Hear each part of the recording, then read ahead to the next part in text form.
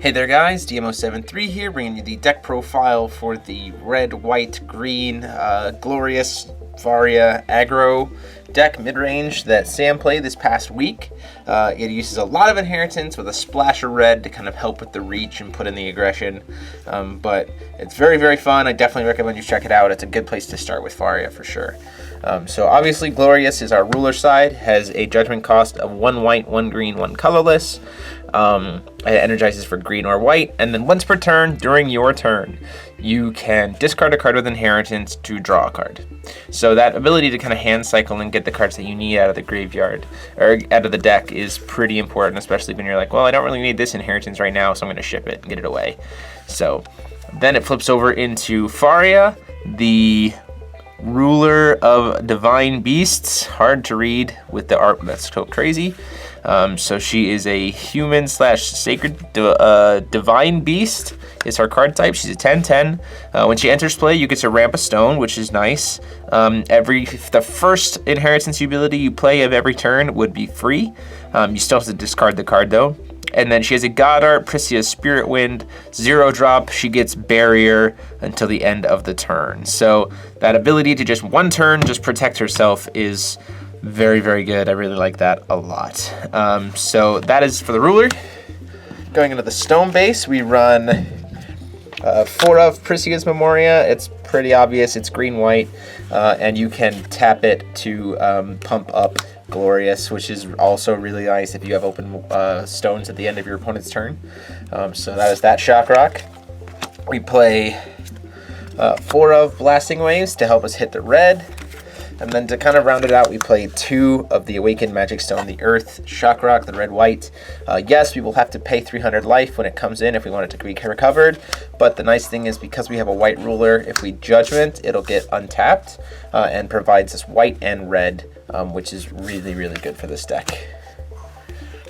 Moving into the creature base, we run 3 Sacred Beast of, Divine Beast of Holy Light, which is the inheritance that gives barrier from red and black and +3/+3, plus is a 3/3 beast himself.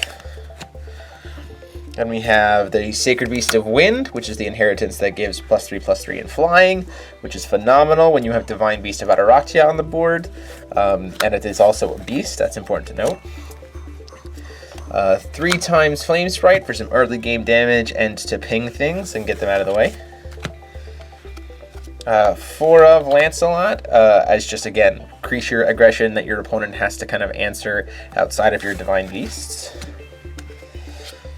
4 of Fiethsing, the Fate Spinning Wind. It has an inheritance ability, which is great for +6/+6 for 2, which becomes +8/+8 and lifelink with Divine Beast. But you can also use it to save one of your beasts or save one of your guys that you dropped for inheritance earlier in the game, bounce them back to your hand, and then use them for inheritance from your hand later. 4 of Divine Beast of Attoractia. This guy is a powerhouse, 6/6, and whenever you cast an inheritance ability, he gains +2/+2 in a single instance of lifelink. This means that if you used multiple inheritance abilities per turn, he has multiple instances of lifelink. I played a game one time where I gained actually 36 life off of one swing because I had triple lifelink with this guy. It was devastating. 3 times the white-horned Kaichi. This is so that we can give precision, which is also really nice. It inheritances for +5/+5 and gives precision, which is really good. My personal favorite is the Shining Kirin. After you flip, this guy is amazing. He's a 3-drop 6/6. When he enters, you draw a card, but he inheritances for 3 to give J/res +6/+6, and then you draw a card. So the fact that he recycles himself through inheritance after you flipped is really nice.